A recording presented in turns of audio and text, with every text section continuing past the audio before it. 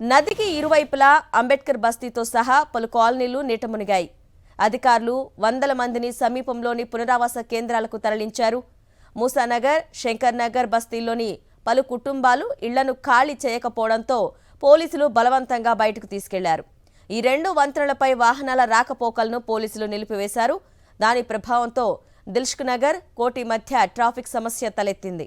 నార్సింగి వద్ద ORR service రోడ్లు మూసుకుపోవడంతో వాహనాల రాకపోకలకు తీవ్ర అంతరాయం తలెత్తింది. ప్రజలు అత్యవసరమైతే తప్ప బయటకు రావొద్దని జీహెచ్ఎంసీ కమిషనర్ ఆర్వి కర్ణన్ కోరారు. పటాన్ చెరువు వైపు జాతీయ రహదారి కూడా నీట మునిగింది.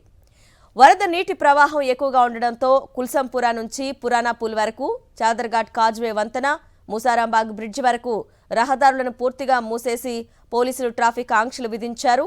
పటాన్ చెరువు మండలంలో ఇస్నాపూర్ నుంచి రుద్రారం మధ్య 65వ జాతీయ రహదారి మీదుగా మోకాలి లోతు వరద ప్రవహించింది. ఈసీ, మూసీ వాగులు ఇరువైపులా పంట పొలాలను ముంచెత్తుతూ ప్రవహిస్తున్నాయి.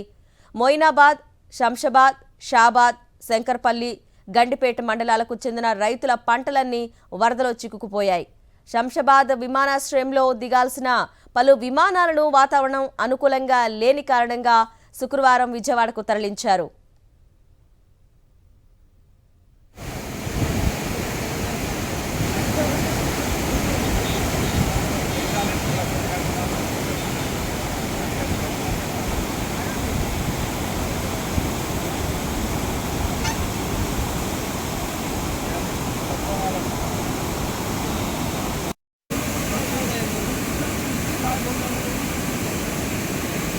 ఎగువన కురిసిన భారీ వర్షాలతో జంట జలాశయాల గేట్లు ఎత్తి భారీగా వరదను దిగువకు వదలటంతో హైదరాబాద్ నగరం మధ్యలో మూసి ఉధృతంగా ప్రవహిస్తోంది.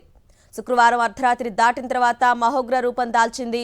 చాదర్ఘాట్ లో లెవెల్ వంతెన పైనుంచి 6 అడుగుల మేర, మూసారాంబాగ్ వంతెన పైనుంచి 10 అడుగుల మేర వరద ప్రవహించింది. ఎంజీబీఎస్లోకి వెళ్లే 2 బ్రిడ్జిలు నీట మునిగాయి. మూసి వరద బస్టాండ్లోకి చేరింది. వేల మంది ప్రయాణికులు బస్టాండ్లో చిక్కుకుపోయారు. ప్రయాణికులను సురక్షితంగా బయటకు తీసుకురావాలని CM Revanth Reddy police, HYDRAA, GHMC అధికారులను అప్రమత్తం చేశారు. పరిస్థితిని స్వయంగా అర్ధరాత్రి సమీక్షించారు.